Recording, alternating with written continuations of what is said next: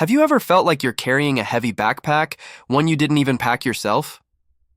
It's filled with old hurts, resentments, and grudges. It weighs you down, makes every step harder, and sometimes you forget you're even carrying it. But it's there, straining your back, clouding your thoughts. Today, I want to talk about how to finally take that backpack off, set it down, and walk away free. We're going to talk about forgiveness, not just for others, but for ourselves too. I want to share a story with you. It's a personal one. For years, I carried around a deep hurt from a friendship that ended badly. This person was my rock, someone I trusted completely. And when that trust was broken, it felt like a part of my world shattered. I replayed every conversation, every moment, trying to pinpoint where it all went wrong.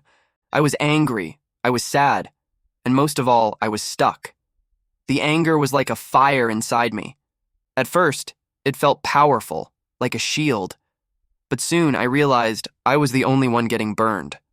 That anger followed me everywhere. It seeped into new friendships. I became more guarded, more suspicious. I was afraid to let anyone get close again, terrified of being hurt in the same way. It was exhausting. I was living in the past, constantly looking over my shoulder at a ghost, while my present was just passing me by. I wasn't just mad at my former friend. I was mad at myself for trusting them, for being vulnerable. The blame was a vicious cycle. One day I was hiking, trying to clear my head. As I climbed higher, I noticed how heavy my breathing was, how much effort every step took. And it hit me. This struggle, this physical weight I was feeling, was exactly what I was doing to myself emotionally. I was carrying the weight of this broken friendship up a mountain. And for what? The view at the top was beautiful, but I was too busy focusing on the strain in my legs to truly enjoy it. It was a light bulb moment. I realized that holding on to this grudge wasn't punishing the other person. They were living their life, probably not thinking about me at all. I was the one in a prison of my own making. The bars were forged from my own anger and resentment. Forgiveness, I suddenly understood, wasn't about saying what they did was okay. It wasn't about condoning their actions or even letting them back into my life. Forgiveness was about me. It was about my freedom. So, how do you even start? It's not like flipping a switch. For me, the first step was acknowledgement. I had to sit with my feelings, the anger, the sadness, the betrayal, and just let them be there without judgment. I wrote everything down in a journal, a long, messy, emotional letter that I never intended to send. I poured all the pain onto those pages until there was nothing left to say. It was raw and it was hard, but it was necessary. I had to face the monster under the bed to realize it wasn't so scary after all. Next, I tried to shift my perspective. Instead of seeing the situation as something that happened to me, I started trying to see what it taught me. It taught me about my own boundaries. It taught me about my own resilience. It showed me the importance of self-love and self-trust. The experience, as painful as it was, had given me a lesson. It was a harsh teacher, but a teacher nonetheless. Seeing it as a lesson rather than just a wound helped me detach from the pain. Then came the hardest part, the act of forgiving. It didn't happen overnight. It was a conscious choice I had to make every single day.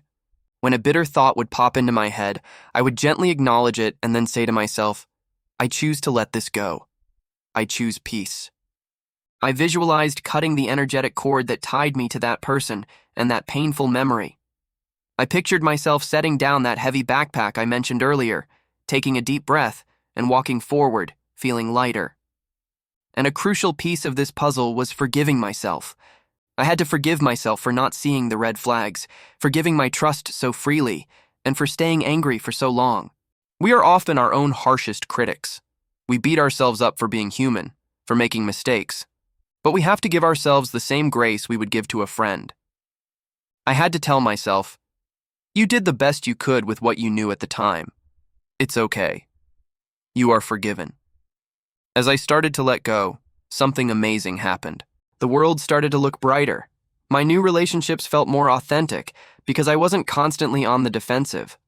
I had more energy, more mental space to focus on my goals, my passions, and the people who genuinely loved and supported me. The joy came back.